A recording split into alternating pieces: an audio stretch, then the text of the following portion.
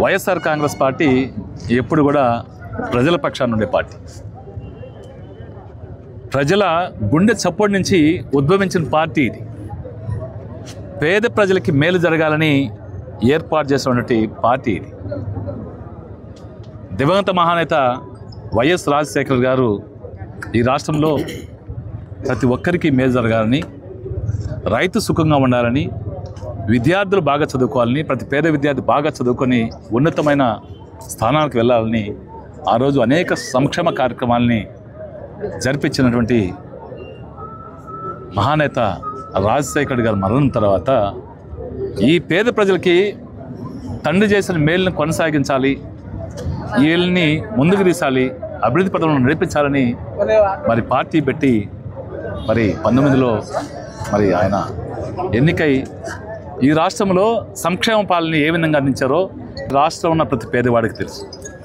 ఒక నిరసన ర్యాలీ చేసి సామరస్యంగా అధికారులకి ఒక వినతి పత్రం ఇస్తామంటే ఎక్కడెక్కడ మోహరించి ర్యాలీ చేయకూడదు, వినతి పత్రం ఇవ్వకూడదు, ఒక్కరే పోవాలి అని చూపించుకోవాలి, పైన ఒకరే వచ్చారు అని చూపించుకోవాలి.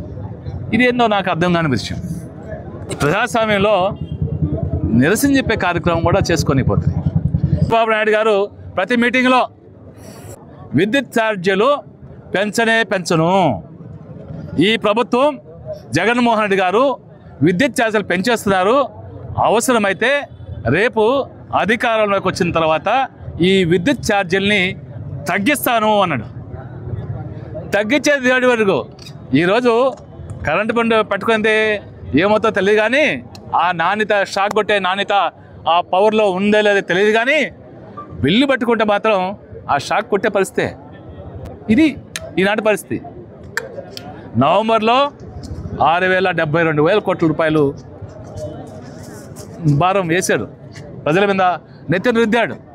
డిసెంబర్లోకి వచ్చేసరికి మరో 9,438 కోట్లు కలిసి ఇంచుమించు రమారమి ఈ నవంబర్ డిసెంబర్ నెలల్లో 15,000 కోట్ల రూపాయలని పేద ప్రజల మీద కావచ్చు, రైతుల మీద కావచ్చు, అందరి మీద మరి భారం మోపే కార్యక్రమాన్ని చేస్తున్నాడు. ప్రజలు నడ్డి విరుస్తూ వాటిని చెప్పిన పాటలని గాలికి వదిలేస్తూ ప్రజల మీద ట్యాక్సుల లోపల భారం మోసే కార్యక్రమాన్ని ఇదే పోరుబాటు పడుతున్నాం. ప్రజలకి ఎప్పుడు ఇబ్బంది వచ్చినా వైఎస్ఆర్ కాంగ్రెస్ పార్టీ జగన్మోహన్ రెడ్డి గారి నాయకత్వంలో అండగా ఉంటుందని తెలియజేస్తాను. నీతి వాక్యాలు వల్లివేస్తూ దొంగ పనులు చేస్తారు. దొంగ పనులు ఈ నియోజకవర్గంలో కూడా ఎంత దోపిడీ జరుగుతుందో చూస్తా ఉన్నాం.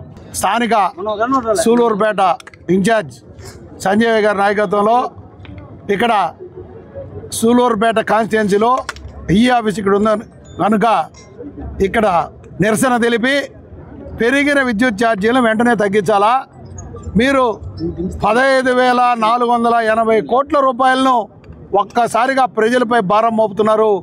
మీరు చెప్పిన వాగ్దానం ఏదండి ముఖ్యమంత్రి గారు?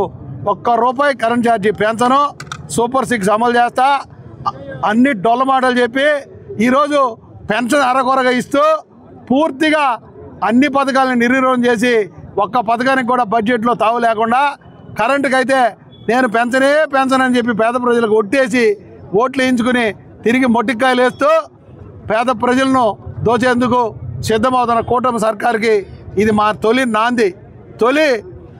నిరసన ర్యాలీ. మరిన్ని వీడియోస్ కోసం ఛానల్ ని సబ్స్క్రైబ్ చేయండి. లేటెస్ట్ అప్డేట్స్ కోసం వాట్సాప్ ఛానల్ ని ఫాలో అవ్వండి. ఆ లింక్ డిస్క్రిప్షన్ లో ఉంది.